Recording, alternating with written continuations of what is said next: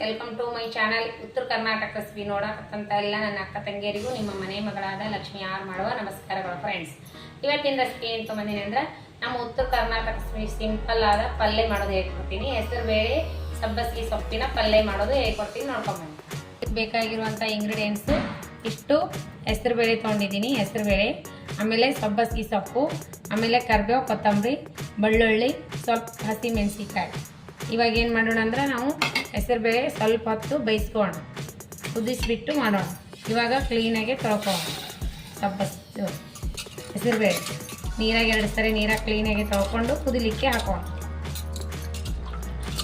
ಕ್ಲೀನಾಗಿ ತೊಳೆದಿನೆಲ್ಲ ಇವು ಬೈಸಿರುವಂಥ ಓದಾಡೋ ನೀರೊಳಗೆ ಸ್ವಲ್ಪ ಹೊತ್ತು ಕುದಿಸಿ ಪಲ್ಯ ಮಾಡಿ ತಿಂತೀರಿ. ಅಷ್ಟು ಹಸಿಮೆಣ್ಸಿಕಾಯಿ ಪೇಸ್ಟ್ ಮಾಡ್ಕೊಂಡು, ಹಸಿಮೆಣ್ಸಿಕಾಯಿ, ಕರಿಬೇವು, ಕೊತ್ತಂಬರಿ ಇದಕ್ಕೆ ಹಾಕಿಬಿಡೋಣ. ಉಪ್ಪು ಹಾಕೋಣ, ಸ್ವಲ್ಪ ಹಸಿ ಶುಂಠಿ ಇದ್ರೆ ಹಾಕಿ, ರುಚಿಗೆ ತಕ್ಕಷ್ಟು ಉಪ್ಪು ಹಾಕಿ ರುಬ್ಕೋಣ. ಇದಕ್ಕೆ 1 ಸ್ಪೂನ್ ಎಣ್ಣೆ ಆದ್ರೆ ಸಾಕು, ಜಾಸ್ತಿ ಏನು ಬೇಕಾಗಲ್ಲ. ಇವಾಗ ನೋಡಿ ಜೀರಿಗೆ, ಸಾಸಿವೆ,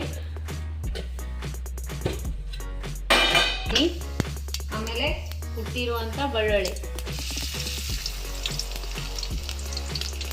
ಇದಕ್ಕೆ ಬೆಳ್ಳುಳ್ಳಿನೇ ಹಾಕಬೇಕು, ಚೆನ್ನಾಗಿ ಹಾಕಿ. ಹಸಿ ಮೆಣಸಿಕಾಯಿ ಪೇಸ್ಟ್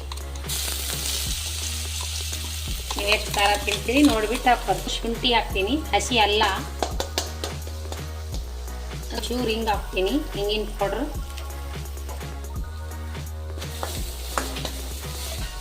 ಇವಾಗ ಬೇಳೆ ಆ್ಯಡ್, ಬೇಯಿಸಿ ಇಟ್ಕೊಂಡಿರುವಂಥ ಬೇಳೆ,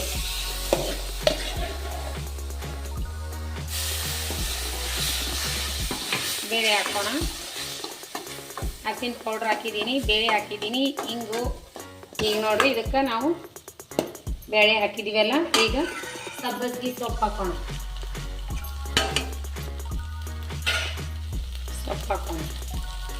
ಇದಕ್ಕೆ ತಕ್ಕಷ್ಟು ಉಪ್ಪು ಹಾಕ್ತಿದ್ದೀನಿ. ಉಪ್ಪು ಆಗಲೇ ಹಸಿಮೆಣಸಿಕಾಯಿ ಒಳಗೆ ಹಾಕಿದ್ದೀನಿ, ಹಾಗೆ ನಾನು ಸ್ವಲ್ಪ ಹಾಕ್ತೀನಿ. ಜಾಸ್ತಿ ಆದರೆ ಏನು ಮಾಡಲ್ಲ, ಜಾಸ್ತಿ ಆದರೆ ಏನು ಮಾಡೋಕ್ಕೆ ಬರಲ್ಲ. ಈಗ ಮಿಕ್ಸ್ ಮಾಡೋಣ. ಇರುವಂಥ ಜಾರ್ನಾಗೆ ನೀರು ಹಾಕಿದ್ದೀನಿ.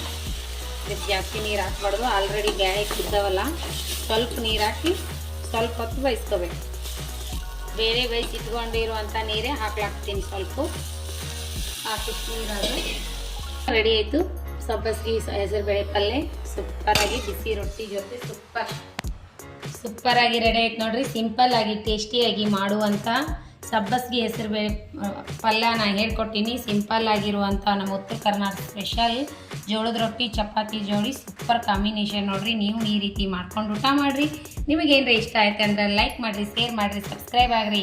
ಇದೇ ರೀತಿ ಪ್ರೀತಿ ವಿಶ್ವಾಸ.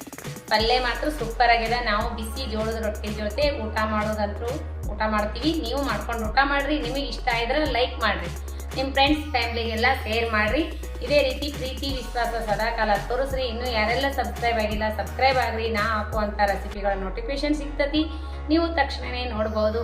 ಮತ್ತೆ ಮುಂದಿನ ರೆಸಿಪಿಯಲ್ಲಿ ಸಿಗೋಣ ಫ್ರೆಂಡ್ಸ್. ನಮಸ್ಕಾರ, ಬಾಯ್.